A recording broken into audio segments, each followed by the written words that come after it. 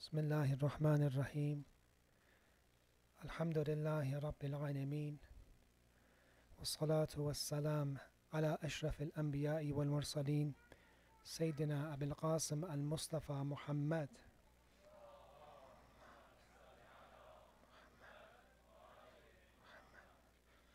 وعلى أهل بيته الطيبين الطاهرين ولعنة الله على أعدائهم إلى قيام يوم الدين. One of the Islamic laws that I would like to share tonight is that people ask about how difficult does it have to be, or how hot does it have to be for me not to fast? Is there a circumstance that if it's too difficult that fasting is no longer an obligation? The basic answer to this is that there's two things to keep in mind. One is we have to ask, does a fast harm us? Do we have a sound concern that fasting harms us? That's one question we have. The second is, how much can a normal person tolerate, say, the heat or exhaustion, which is called basically haraj. Do I reach haraj? Do I reach a level that a normal person cannot take, cannot tolerate anymore? So these are the two basic principles that would make somebody, if he reaches them, he would no longer have to fast. If it causes him harm, him or her baby, right, harm, or if it is unbearable for normal people, right? So when it comes to sickness, a lot of times this comes to our recommendations and from what the doctors say, and they say, hey, this can harm you. You know, you have diabetes, you have to have sugar, or you have to have these pills, it will harm you. You're sick, and if you don't have this medication, it will harm you. Or you're concerned, you have fear that it will harm you. And this is actually in the narration. Khawf, right? Fear or concern of being harmed. That itself is enough that actually is your duty not to fast anymore. Because if a person then fasts and it harms them, not only did they a sin, but that fast does not count anymore. So harm or concern of being harmed will invalidate a fast, or a person will no longer be qualified to fast.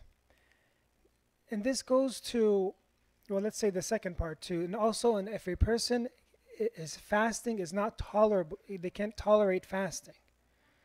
It is in such a way, and they ask, what is this level of haraj? This level that you can no longer take.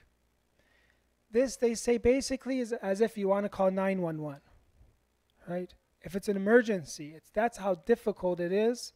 It's not a little bit of pain, or it's very hard for me. Fasting is hard.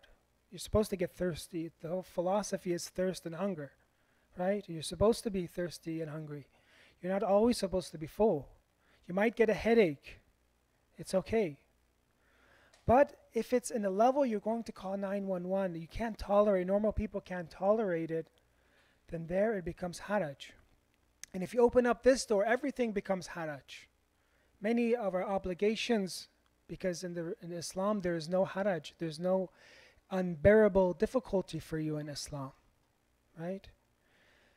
Some people ask, what about people that have difficult works? The construction workers, they have to work outside, and they're in the heat, they're gardeners, they're farmers. What should they do? One of the Marajah gave a very good answer. First of all, said a person, a Muslim, should revolve themselves around deen. Not that deen should revolve themselves around them. They should set up their life in a way that their vacation time, their life, their work fits with deen, religion, the place they live. Fits with religion, because this is why we are created. This is the primary goal of us, right? Not that I'm going to live however I want, and if Islam doesn't meet my lifestyle, then I'm going to put it away. So for those that have a difficult job, maybe they can plan ahead in the year, right? That maybe they can leave their vacation time for the month of Ramadan. Because those that don't work in the month of Ramadan, they really do enjoy it because they can worship, they can relax, and it's much easier for them, right? You see on the weekends, for example, it's much easier and enjoyable. But again, if somebody is forced, because Islam is a religion that is for everybody, not only for people in air conditioning units, it's a religion for people that don't have air conditioning. For them, if there's no other choice, they have to work and they have to, it becomes unbearable for them. And it depends on the job they have and it depends on, the circumstances. Then some of the Maraja would say they can only have water for a certain amount just to quench their thirst, but still their fast would not be valid. They would still have to fast. Later on, they would have to make it up later on, but their excuse of having only a little bit of water, ihtiyatan, they say, is a matter of precaution so that they would still have the apparent fasting, but that fast wouldn't count. They would have to make it up. So in general, remember, harm. If the fast harms us, if our fasting will cause us unbearable hardship, these people are excused from fasting, and those whose jobs are in a way that it causes unbearable harm, then if they can't plan it, if they can't even maybe then, sometimes they would have to travel, right? If there's no other excuse at the end, the final thing is it reaches haraj, then it would be unbearable difficulty. As I said, imagine calling 911, then yes, they are excused of fasting. If there's any questions about these issues, you can ask the brothers or you can ask me later on, inshallah. And refer to your own object of emulation or marja taqleed to see exact rules according to each marja, and let's give a salawat.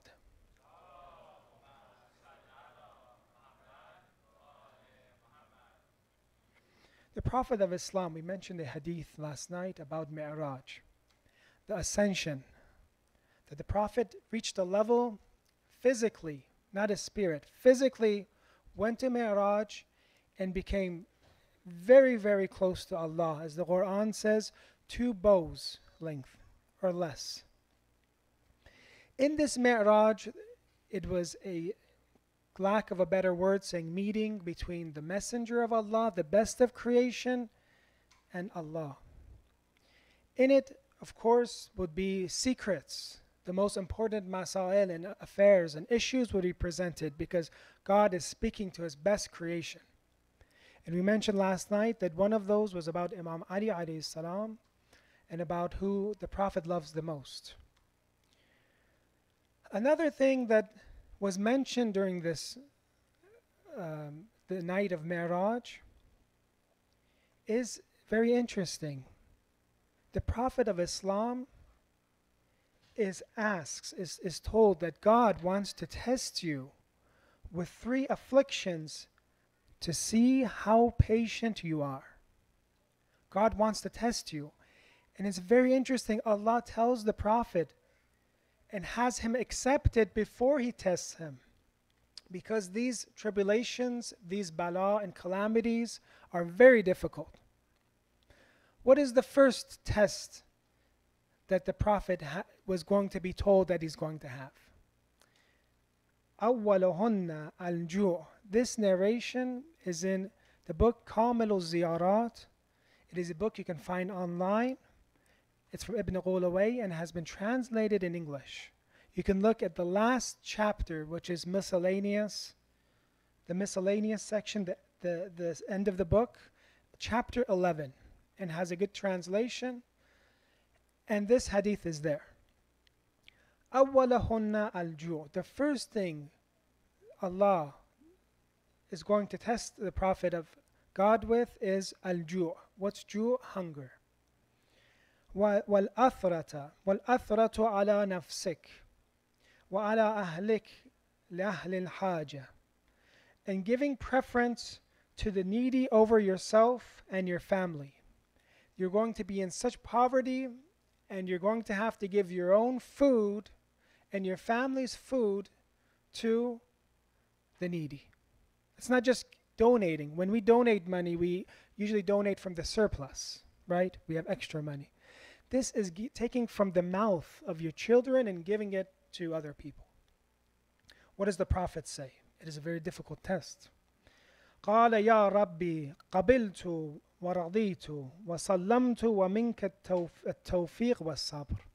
I accept, and tawfiq, success and endurance, is from you. So this was the first test. And you've seen that in Shayba Abi Talib, the Muslims became so poor that they had to split a date, share a date, just so some people can remain alive or cannot be seriously injured or damaged their health. The second test that the Prophet of Islam had, وَأَمَّا الثَّانِيَةُ فَالتَّكْذِيبُ وَالْخَوْفُ الشَّدِيدُ بِذَلِكَ مُحْجَتَكَ.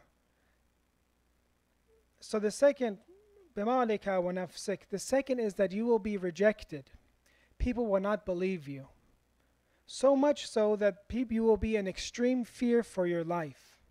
You will be afraid that they will come and kill you. This is a very difficult test too. That you have to give this divine message, but not everybody is going to accept you. They're not going to put you from the first day.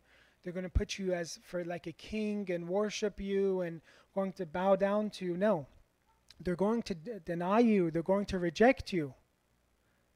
Right? And this is a great test. And what does the Prophet say? قال يا ربي قبلت ورضيت وسلمت منك التوفيق والصبر. I accept. So these are the first two tests. These are very difficult tests for us.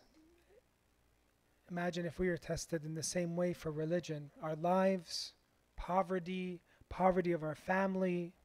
We don't think it can get worse than this, right? These are the worst things, right? Somebody can kill us, somebody can hurt us, we're in fear all the time. You can't live the life that you're used to anymore. You will be in poverty. But from these two tribulations, there's another test that is even worse than this. And it is this, that Allah, and this is the third test, الثالثة فما يلغى أهل بيتك من بعدك من القتل أما أخوك فيلغى من أمتك الشتم والتعنيف والتوبيخ والحرمان والجهد والظلم وآخر ذلك القتل. Your family is going to be at the end killed too. Your family. See, brothers and sisters, when somebody wants to do something, you see how people threaten them. They threaten them with maybe money, with poverty. They threaten their lives. Then when it gets really bad, they say, I'll kill your family. I'll threaten your family. You see how things work. I don't want to exactly illustrate it here, but they threaten their family. Dictators have done this, and this is how it was. See, brothers and sisters, when the Prophet Ibrahim alayhi salam, when he was given the test, and he was given tests, at the end of these tests, he reached the level of imamat. But one of his tests, which was very, very difficult, was his son Ismail. The test of slaughtering his son Ismail, is that a test of Ismail more, or is that a test of Prophet Ibrahim? It's more difficult, it's both, but who is it more difficult for? It's more difficult on the dad, especially because the dad wants to do it, right? Or the dad is responsible for it. So the Prophet, if he accepts this message, if he accepts this, his duty, he would basically be putting his family, be responsible and putting his family, his grandchildren, his Ahlul Bayt, all in danger. The Prophet says, فَقَالَ يَا رَبِّي سَلَّمْتُ وَقَبِلْتُ وَمِنْكَ التَّوْفِيقِ وَالصَّبْرِ. Again, Allahu Akbar. The Prophet accepted. So brothers and sisters, what I want to say in this narration, you can read it.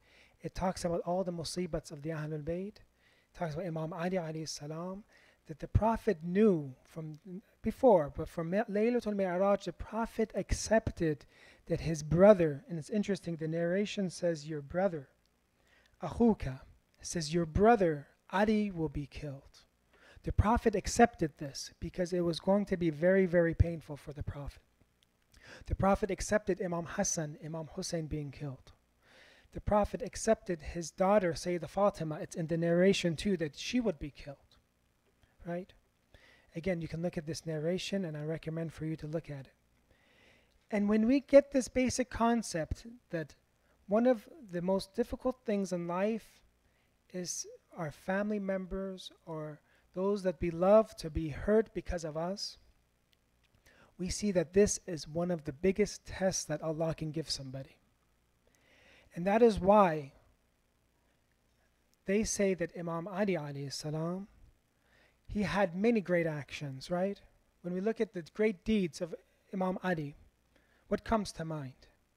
One of them is in Khandaq, that one strike of Imam Ali is worth the entire actions of the jinn and ins, right? That's one action. But according to this argument, and according to what I've studied from some of the scholars, that wasn't the greatest action of Imam Ali.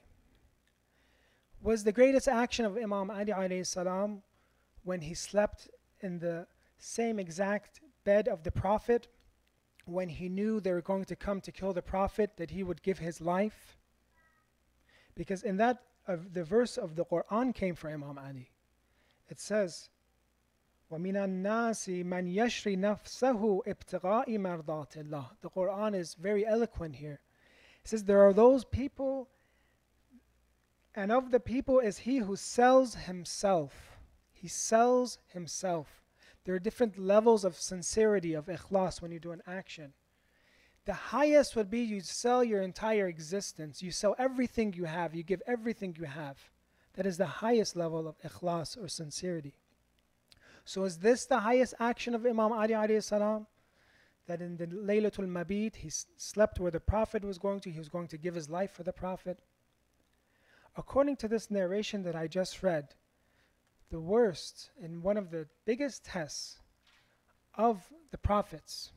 And remember, when we say bad things happen to the prophets or the imams, this is because of tarfiyah. This is because of elevation of rank. When bad things happen to us, it could either be because of our own deeds, or it can be because we need to be woken up, or it could be for tarfi. It can be that Allah wants to bring our elevation, wants to raise us in status. Because if a person that's not tested, at the end he'll be different. His entire existence will become different after he's given a very difficult test, as you see in the story of Ibrahim alayhi salam. So with this in mind, when Prophet Imam Ali alayhi salam is given tarfi, wants to be tested, and he has these different tests, the most difficult action of Imam Ali alayhi salam, according to this istidlal, would be the fact that he had to witness and be basically responsible that his wife, Sayyid Fatima Salamullah alayha, her house would be attacked and burned, and she would be hit, and she would be killed because of Imam Ali, and he would be forced not to say anything. Because at that time, dying would be easier. Dying would be easier. Imam Ali already passed those tests. He was already ready for death. Right? He had, as I mentioned last night, Shaykh al-Saduq says that Imam Ali alayhi salam had 1,000 scars. He wasn't afraid of death. He says that I am really excited. I look forward to death. His test, his very difficult test, and some say that after this test, his hair became white, was that he had to witness intruders come and attack his house, and he did not say anything because of Islam, because of these tests for Allah. So this is one of the greatest tests that Imam Ali had, and this also that Imam Ali alayhi salam was martyred was one of the tests of the Prophet, because the Prophet loved Imam Ali, as I mentioned last night in the Hadith of Mi'raj.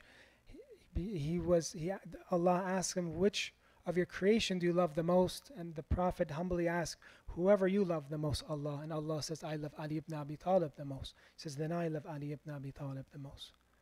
So these events that you see, that the martyrdom of Imam Ali, Sayyid Fatima, Imam Hassan, Imam Hussein, these were all a test for the Prophet. Then with this, we understand the narration that Ma udiya nabi kama udit. The Prophet said that no prophet has been hurt, has been tested, has been bothered as much as I have been bothered. When we look at other prophets, some had very, very difficult tests. So when you look at this narration, how was the Prophet bothered the most? How was he hurt the most? You can answer it in this way, is because he knew what was going to happen with the dearest people around him if he accepted this message. Right? So during this time period that Imam Ali alayhi salam has been struck by the sword of Ibn Muljam, it's about 48 hours, around 48 hours that Imam Ali alayhi salam is breathing his final breaths. And many people wonder, what did Imam Ali do during these 48 hours? What did he say? Who did he meet? Did he give any advice? Because this is the life of one of the most complete human beings, perfect human being. What did he say? One of his first meetings, and in the narrations and in history, the first meeting that he had was with Ibn Muljam, his murderer, the person that killed him. I'm going to talk about what happened with Imam Ali alayhi salam and Ibn Muljam tomorrow, inshallah, tomorrow night. And I want you to think about it. What lessons can we learn from Ibn Muljam?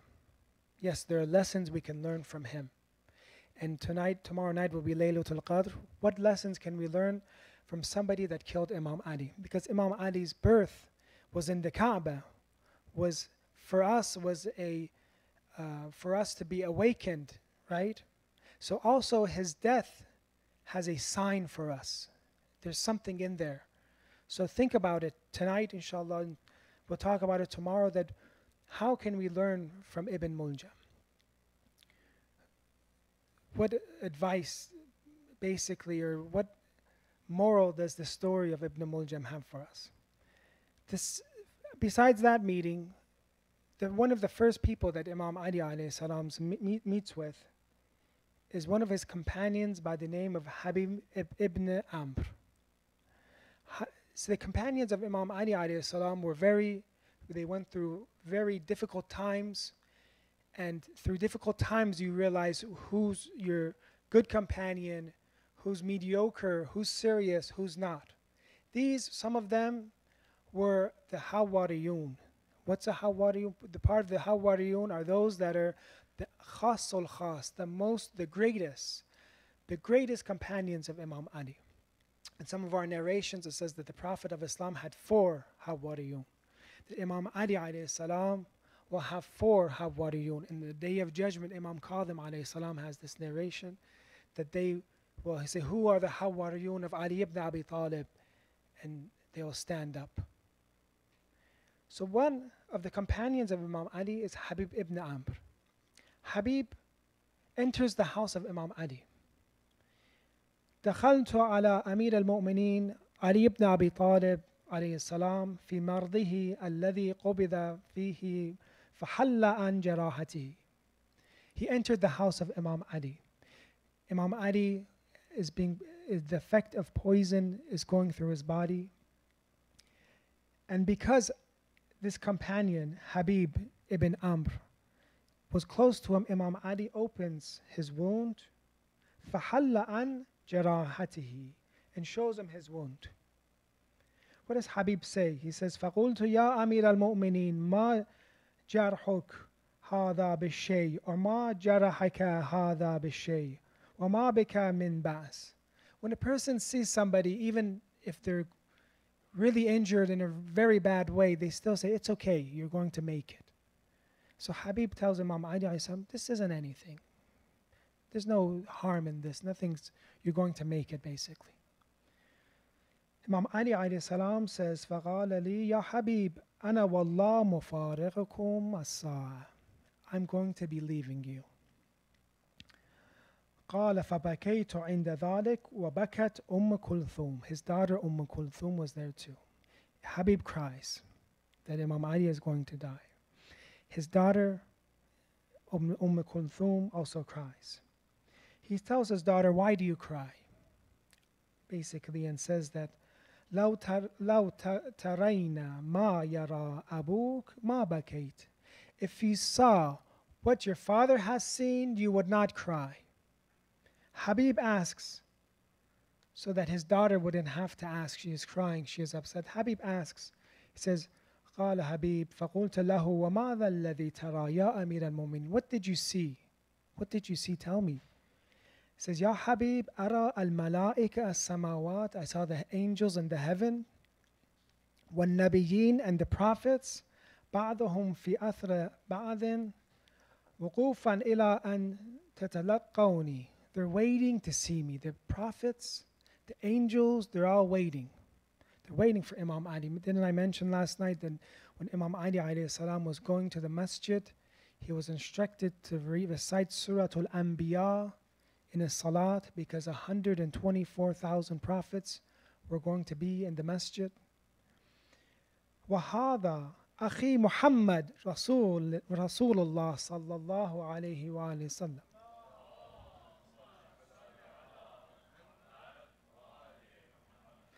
And my brother Rasulullah, do you see in the Hadith al-Mi'raj, he said, your brother Ali, and Imam Ali alayhi salam says, my brother the Prophet. He is the Prophet, but in the narrations they call each other brothers. They are so close together. Allah says your brother, the Prophet says your brother to him, and Imam Ali says your brother. وَهَذَا أَخِي مُحَمَّدٌ رَسُولُ اللَّهِ صَلَّى اللَّهُ عَلَيْهِ وسلم جَالِسٌ عِنْدِي. He's sitting next to me. يَقُولُ أَقْدِمْ. He tells me, the Messenger of Allah says, come. فَإِنَّ أَمَامَكَ خَيْرٌ لَكَ مِمَّا أَنْتَ فِيهِ. What you have in front of you, what you will have is much better than what you're at. Imam Ali alayhi salam is in Kufa. You saw what the Kufans did. The Prophet is saying, where you will be at is much better. Not only the dunya, but specifically, brothers and sisters, Kufa. Because Kufa is a city that is not loyal. Kufa is a city that what they did to Imam Ali and they left him alone. And one of his companions, he said, if I just had 100 of you, I would be successful. He didn't have the same level of companions that Muawiyah had, but he had very, very good ones. But the number was very limited. So Imam Ali alayhi salam, the Prophet says, what's in front of you is better than where you're at now. So this was the first meeting, Habib ibn Amr. Who else met with Imam Ali alayhi salam during this time, these 48 hours? One of the great companions who was buried in Syria, Hujr ibn Adi. Hujr ibn Adi, unfortunately, about 3 years ago, his grave was basically desecrated, was basically ruined. They dismantled his grave. Some of the other stories, it's not confirmed exactly if what else they did, but basically the shrine that he had, they took it apart, right? And there were protests in the world. The ulama had protests because Hujr ibn Adi was such a great companion, right? As a companion of the Prophet, a companion of Imam Ali. So one of the people that he meets with is Hujr ibn Adi, a person that today, unfortunately, his shrine, I don't think that they were able to, I don't know if they built it again, but it was disassembled. And Hujr comes, and when he sees Imam Ali basically is asleep or is resting. He comes and says poetry in Arabic. He says, فَيَا أَصَفِي عَلَى الْمَوْلَى التَّقِي. Woe upon me, my pious Mawla, my pious leader, my pious master, Abul Athar. He is the father of Taharat. He is the father of purity. He is the father of the pure ones. Haydar al-Zaki. Imam Ali hears this. he sees that it is companion Hujr. Imam Ali asks him a very important question here. He says to Hujr, he says, what would happen? I have a question. I have to ask you something. كيف لي بك إذا دعيت إلى البراءة مني فما عساك أن تقول? If they were to ask you, would you separate yourself from me? What would you do? Bara'at isn't just separation. It also means to say somebody is not Muslim, because you do bara'at of the non-Muslims. You say he's a kafir. He's not a Muslim anymore. Right? What if they were to force you to separate yourself from me? What does Hujr say?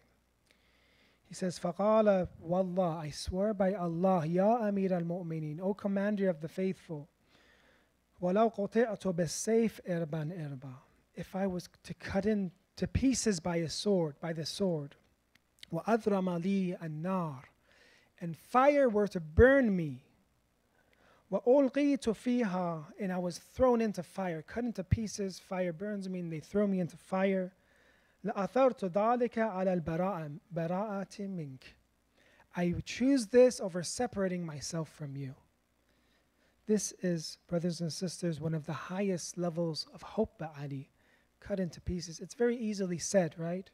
It's very easy said, I'll do this, I promise, if this happens. But when it comes to somebody and that fear comes, people act differently unless Allah helps them and guides them. Because there's 3 stages. Maybe we can divide love into 3 stages. Love of the Ahlul Bayt, love of Imam Ali. One kind of love is that people have, a normal kind of love, which is a very basic level, is that people love Imam Ali. They say, Imam Ali, I love him.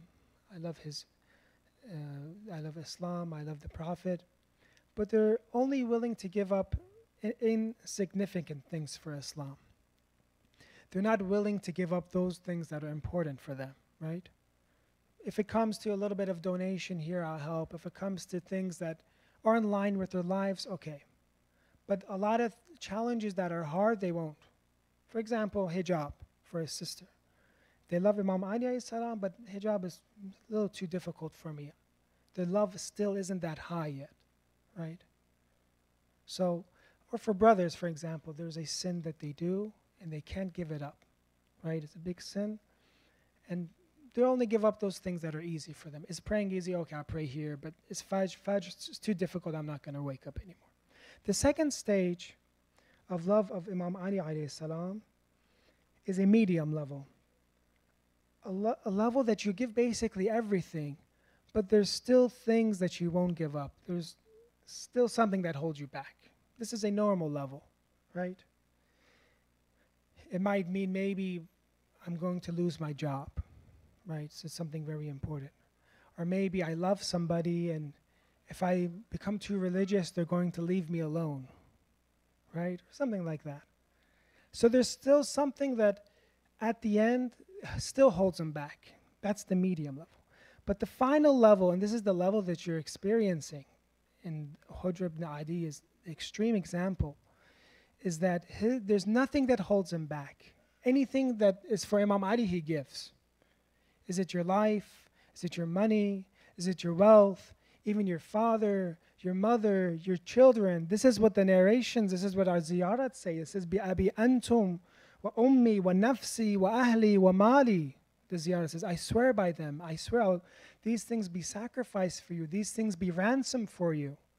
This is the stage of love that the Prophet and the Ahlul Bayt want us to be at, is that you don't have any other attachments. You're willing to give everything for Allah, right? And this is the stage of that Hujr ibn Adi had. And this is what happened to him. Imam Ali asked him this question because he knew he would answer. Then what happened to Hujr ibn Adi? Muawiyah comes, gets him. He sends a person, an officer to get Hujr ibn Adi. And his story is beautiful. Hujr ibn Adi says when they come to get him, and he knew that basically from what Imam Ali told him, he would become martyred. Hujr ibn Adi says, before they ask him, do you have a request before we kill you? And maybe people would think of something of the world, something for their family. He says, I have one request. Let me pray 2 rak'at salat. Let me just pray salat, let me talk to Allah, then you can kill me. Hujr ibn Adi does a salat. He prays 2 rakat salat, but he does something very interesting. He prays very fast. He prays it in a very fast manner. And when he's done with his salat, he tells them, he says, I have prayed fast so that you do not think that I was afraid that you would kill me. I want to send a message to you that my love for Imam Ali alayhi salam is so high that I want to show everybody that I do not have fear of death. I want to just pray 2 rakat salat, but I did it very quickly. So I showed to the world my love for Imam Ali. And he tells them, I have another request. These chains that I have, these shackles, the blood that will be spilled on me, I want you to bury me in the same exact manner. Don't take it off. Just put me in the grave with the chains and shackles and the blood, so that on the day of judgment I can complain against Muawiyah, the enemy of Imam Ali. I'll complain towards God that what he did to me. So this is a sign of complete love of Imam Ali. And this was the second meeting that I shared that they had with Imam Ali, was Hujr ibn Adi. The third person, and you've maybe heard his name, is Al-Asbagh ibn Nubata. He is one of the companions of Imam Ali alayhi salam. And when he comes to Imam Ali alayhi salam and Imam Ali is sick, he's poisoned, not sick, he's sick from the poison, he asks Imam Ali for advice. He gives him, give me advice. And Imam Ali alayhi salam, when people would come, sometimes they would tell them not to spend too much time with Imam Ali because his health wasn't good. They would tell him to, go and leave quickly, or they would put a pillow sometimes so that he can talk to them and give them advice. There's many different advice that Imam Ali gave during these 48 hours, some to his children, some is in Nahj al-Balagha, which one of them I will read for you. One of them is for Asbagh ibn Nubata. He tells them that this is the advice that the Prophet of Islam gave to me when he was passing away. Man aqqa walidayhi fala'natullah. Whoever hurts or is disobedient to their parents, may God curse them. Whoever their parents are not satisfied with them, they say aqqa al-walidain or uquq. You've heard of this sin, right? If somebody lives in a way that their parents are not satisfied with them, they have hurt their parents. Imam Ali alayhi salam says, la'natullah alayhi. Please recite salawat.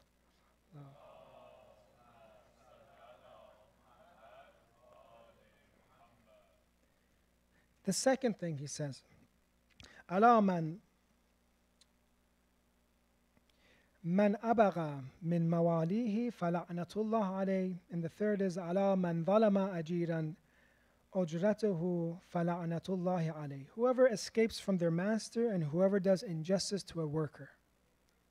You get a worker to do something for you and you do injustice to them. You don't pay him his money, right? Somebody does something for you. But this isn't the narration. Then he explains, what does it mean by father here?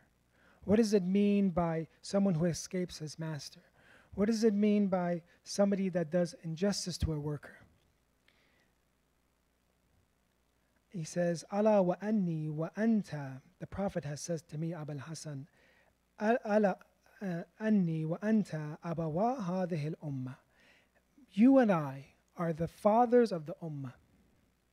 فَمَنْ أَقَّنَا فَلَعْنَةُ اللَّهِ. And whoever disobeys us, whoever hurts us, then the la'nat of Allah, the curse of Allah is upon them. Therefore, we don't only have our biological fathers, we have another father that's on top, and that is the Prophet and Imam Ali. They are fathers of the ummah. And whoever disobeys them, whoever breaks the laws of Islam, he has hurt them. He has disobeyed them. And it's just as if, have you seen the narrations about somebody that hurts their parents, how their future will be? They say basically the dunya will be lost, the akhir will be lost. It's very severe. Especially even sometimes we have people that in history they killed their parents, which is not something that is very relevant to us, but it happened in history. And the Prophet said that that son will soon die, that he killed his dad. Right? So the effects of parents, and this is actually one of the themes that we're talking about, is a complete human being. One of the ways to reach Allah, one of the greatest ways, and one of the nights we'll talk about this, is about respecting our parents. Because their du'as are mustajab. Their prayers for their children will be heard, right? So if a person disobeys Imam Ali and the Prophet hurts them, la'natullah will be upon them.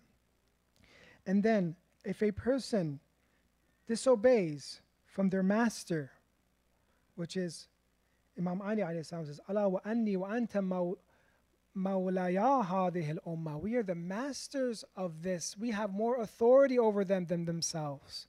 We are the masters of the ummah. And whoever disobeys, again, will have the la'an of Allah on them. Allah wa anni wa anta ajiran hadhihi al-ummah. We have worked. We are workers. The Prophet is being very humble. We are workers of the ummah. Not that we are kings. We are workers. We're ajir. And whoever ruins our efforts and works, they have worked very hard for this religion. Whoever has damaged this religion, then again the curse of Allah will be upon them. So this was the final meeting that we'll mention tonight. We said about 3 meetings. One will be tomorrow night, Ibn Muljam. We said Habib ibn Amr. We said Hujr. And we mentioned Asbaq ibn Nubat. And what did Imam Ali alayhi salam, what is the final things that he told us? What is the final advice that he gave us? There's some narrations that you can read about, and there's tafsir of them, about what Imam Ali, how he talked about the orphans, how he talked about Hajj, how he emphasized about Amr b'ma'ruf, nahi anil munkar, commanding the good, forbidding the evil, and that if you don't do this, your du'as will not be heard, your prayers won't be heard, right? But one of the things that Imam Ali says, and I recommend for you brothers and sisters to read if you'd like, Sermon 149 in Nahjul Balagha. Sermon 149 in Nahjul Balagha, Imam Ali alayhi salam talks about his death, talks about dying. And in this sermon, the ulama have generally said, when you speak, they say, give the speech of Imam Ali alayhi salam to the people. Tell Nahjul Balagha, read Nahjul Balagha to them. Because when you read Nahjul Balagha to them, it's as if Imam Ali, not me, not a sinner like me, as if Imam Ali is here and he's speaking and you're listening to the speech of Imam Ali. So in this sermon, Imam Ali alayhi salam talks about his death, talks about what's going to happen. He says, أيها الناس كل امرئ لاقى بما يفر منه في فراره. O people, everyone shall meet what he wishes to avoid by running away. What do we always run away from? Death. That death that you're running away from is something that will catch you, will come to you. No matter how much of a vegetarian diet you have, or how many exercises and routines you have for yourself, death will come. I'm not saying to live an unhealthy life, no. Because science and medicine and living a healthy life has and sometimes doubled the average lifespan of humans. If you look in America from the 1900s till now, look at the average lifespan, right? And it's become maybe 20, 30, 40 years more than before. The average person might have lived maybe only 40, 50, the 1900s. Now these are good. But that death that you run away from will catch you. وَالْأَجَلُ مَصَاغُ النَّفْسِ وَالْهَرَبُ مِنْهُ الْمَوَافَاتُ. Death is the place to which life is driving. Life is driving you somewhere and is driving you towards death. To run away means to catch it. أَنَا بِالْأَمْسِ صَاحِبُكُمْ, he says. Before today, I have become, yesterday I was with you. أَنَا بِالْأَمْسِ صَاحِبُكُمْ.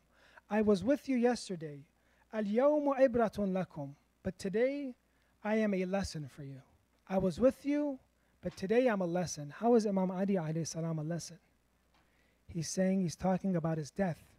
He's talking that I'm an example of death. So now I was with you before, now I'm a lesson for you. I'm going to die, so you can wake up. وَالْيَوْمَ إِبْرَةٌ لَكُمْ وَغَدًا مُفَارِقُكُمْ. And tomorrow I will leave you. غَفَرَ اللَّهُ لِي وَلَكُمْ. May God forgive you and forgive me. And then he talks about how the calmness of his body, the closing of his eyes, the stillness of his limbs are all going to be a lesson for us. فَإِنَّهُ. But he says something and this is the last line of this that I would like to recite. فَإِنَّهُ أَوْعَظُ لِلْمُعْتَبِرِينَ مِنَ الْمَنْطِقِ الْبَلِيغِ وَالْقَوْلِ الْمَسْمُوعِ. These things that my body is dying. I'm dying. My body is going to be still. My eyes are going to be shut. This is more of a counsel. This is more of a lesson for you, to take a lesson than eloquent speech and word.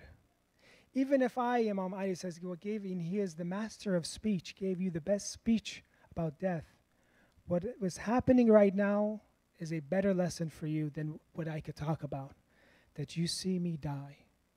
As if, brothers and sisters, even his death, he is dying, is a lesson for us. He's teaching us something with his own death, that for you to wake up.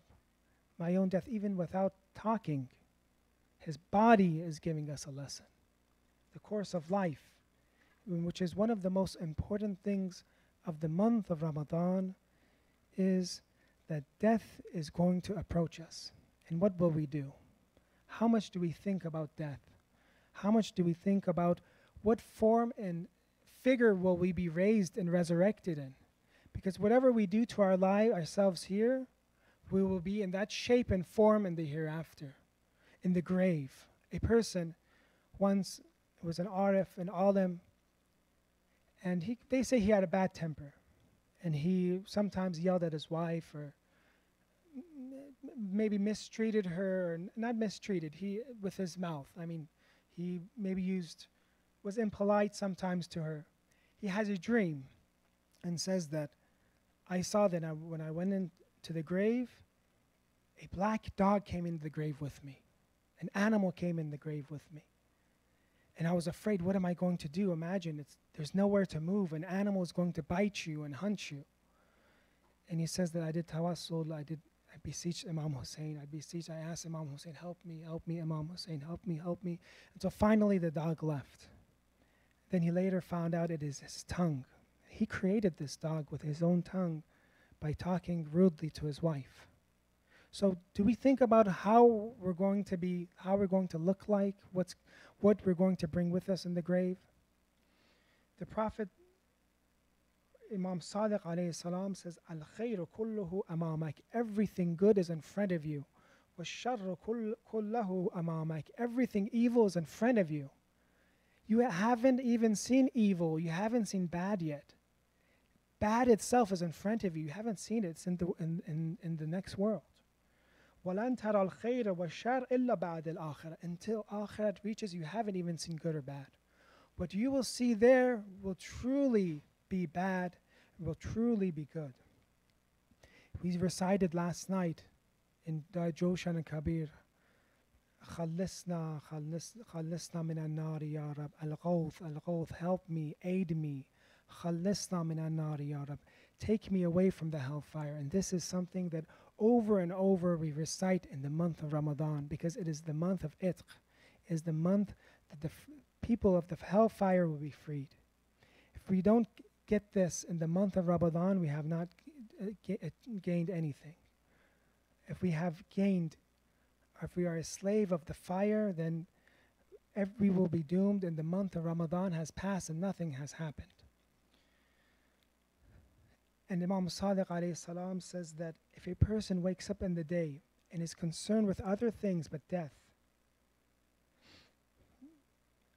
من أصبح مهموما لسوا فكاك رغبتي فقد هون عليه الجليل. If somebody wakes up in the morning and is not concerned with freeing his neck, ragaba is from a slave or from the neck being tied, isn't concerned with his neck being tied, untied from the hellfire, he has basically wasted, he has something very, very important has gone unnoticed for him. He has woken up, he thinks about his work, he thinks about what he's going to do today, but he hasn't thought about freeing himself from the fire. Then something very important he has left. One of the best ways, as you know, brothers and sisters, to separate ourselves from the hell is the love of Imam Ali. The love of Imam Ali itself will free us from hell, and the love of Imam Ali will pull us towards good action. Without us even noticing, we'll start becoming like Imam Ali. You don't even have to try. You just love Imam Ali and you start becoming like him. You'll become courageous like him. You'll become just like him.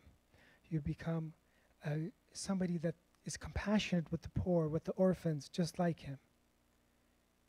So we say, Ya Abul Hassan, we do tawassul to Imam Ali these nights. Ya Abul Hassan, Ya Amir al-Mu'mineen, Ya Ali ibn Abi Talib, Ya Hujjat Allahi ala khalqih, Ya Sayyidina wa Mawlana, Inna tawajjahna wastashfa'na وتوسلنا بك إلى الله وقدمناك بين يدي حاجاتنا. Let's say it together. يا وجيها عند الله اشفع لنا عند الله. يا وجيها عند الله اشفع لنا عند الله. يا وجيها عند الله اشفع لنا عند الله. Ya Allah, because of the honor of Imam Ali, free us from the hellfire. Ya Allah, free our family members, our friends that have passed away in this community from the chastisement of the hellfire. Ya Allah, we ask you to accept our fasts because of the honor of the fasts of Amir al-Mu'mineen. To accept our prayers because of the prayer of Amir al-Mu'mineen. To accept our charity, to accept helping the orphans because of the helping of Imam Ali. To make us one of those that love Imam Ali in the final stage, that we are willing, we don't have any attachments, that we're willing to give everything for Imam Ali alayhi salam in his way. That you, inshallah, the sick, the poor, to give the poor, inshallah, to give them sustenance, to give the sick, inshallah, speedy recovery, and to finally guide us and to show us our Imam, the 12th Imam, al-Mahdi al-Muntadhar, and to make us of his aiders and his supporters, and to give him, inshallah, health, and to bring him back in a very speedy manner, inshallah. وصلى الله على سيدنا محمد وعلى بيته الطيبين الطاهرين